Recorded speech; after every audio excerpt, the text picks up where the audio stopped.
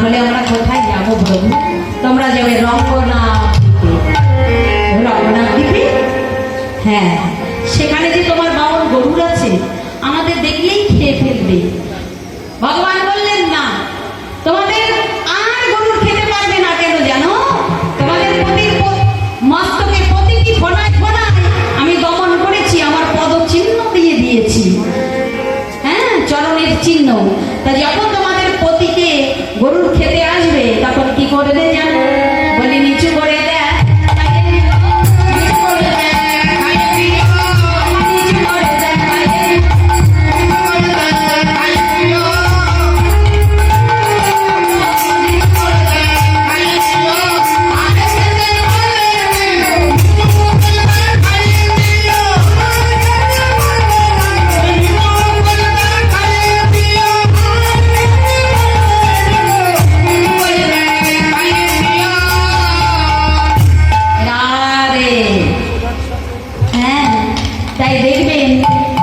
বিষধর সর্প দেখলে দেখবেন গোবিন্দের চরণ চিহ্ন রয়েছে তাদের মস্তকে, আছে না বাবা? ধর্মের চিহ্ন। হরে কৃষ্ণ। তাই ভগবান আমার কালীনাথকে দমন বা উদ্ধার করলে কালীনাথ রঙ্গনাথ দ্বীপে চলে গেলেন। তবে বাবা জানতে হবে কালীনাথ কে ছিলেন, তাই না? এটা আমাদের জানা প্রয়োজন। এই কালীনাথ কে ছিল পুরো বলে না। এই কালীনাথ ছিল চন্দ্রধ্বজ রাজা। বিদর্ভী নগরের চন্দ্রধ্বজ রাজা, তার ছিল বুকশুল ব্যাধি। বুকশুল ব্যাধি যন্ত্রণায় রাজা প্রতিদিন নিশীথে ছটফট ছটফট করতে। একদিন কি হলো বাবা? নিশীথে দৈববাণী হলো, হে রাজন, এই ব্যাধি হতে মুক্তি পাওয়ার একটাই উপায় আছে। কি উপায়? যদি তুমি ওই গভীর জঙ্গলে দুটো যুগল পক্ষী বসবাস করে সরোবরের মধ্যে, যদি ওই সরোবর হতে যুগল পক্ষীকে শিকার করে যদি তার মাংস সেবা করতে পারো, তাহলে এই ব্যাধি হতে মুক্তি পাবে।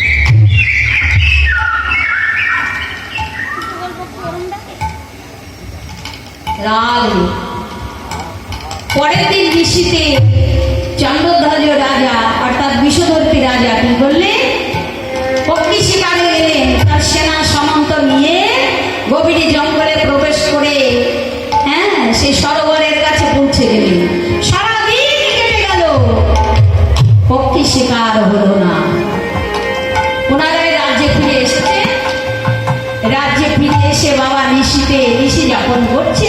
এমতো সময় যন্ত্রণায় ছটফট করছে, বিষের যন্ত্রণা। তখন পুনরায় দৈববাণী হলো, হে রাজন, পক্ষী তো শিকার হলো না। আর এই ব্যাধি হতে মুক্তি পাওয়ার একটাই উপায়। তবে পক্ষী এমন ভাবে তো ধরা যায় না। পক্ষী ধরার বেশ আছে, মন্ত্র আছে। যদি সেই বেশ ধারণ করে সেই মন্ত্র জপ করতে পারো, যুগল পক্ষী আপনা হতে এসে ধরা দেবে। বাবা, এই কথা শ্রবণ করে পরের দিন রাজন কি করলে? বাজারে গিয়ে বাবা বেশ কিনে নিয়ে এসেছে, বৈষ্ণবের বেশ। কি বেশ? গেরুয়া বস্ত্র পরিধান করলেন, অঙ্গে নামাবলী ধারণ করলেন, কণ্ঠে তুলসীর মালা, ললাটে তিলক, হ্যাঁ, এমন ভাবে বৈষ্ণব বেশে সেজে চলেছে। হরে কৃষ্ণ। তবে মন্ত্রটা কি? মধুমাতা কৃষ্ণ নাম জপ করতে করতে চলেছে গভীর অরণ্যের মধ্যে। কেমন ভাবে গো? কৃষ্ণ কেশব কৃষ্ণ কেশব মধুমাতা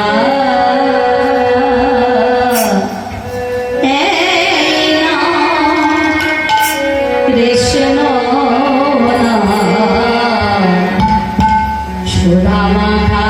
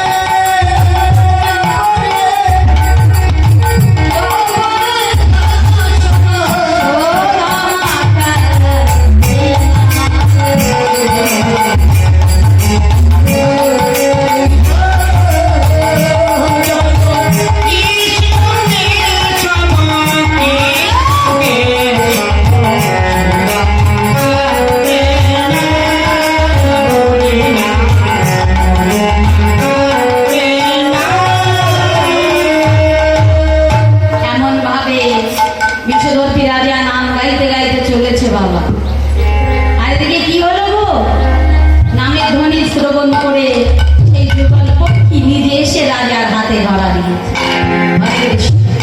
যে হাতে ধরা দিয়েছে, রাজা মনে মনে ভাবলেন, তাই তো, আমি তো বৈষ্ণব নই, বৈষ্ণব তো আমি নই, আমি সেজেছি মাত্র বৈষ্ণব, আমি বললাম সাজা বৈষ্ণব। তা বৈষ্ণব সেজে যদি তার এত কৃপা আমার প্রতি, আর আমি যদি সত্য সত্য বৈষ্ণব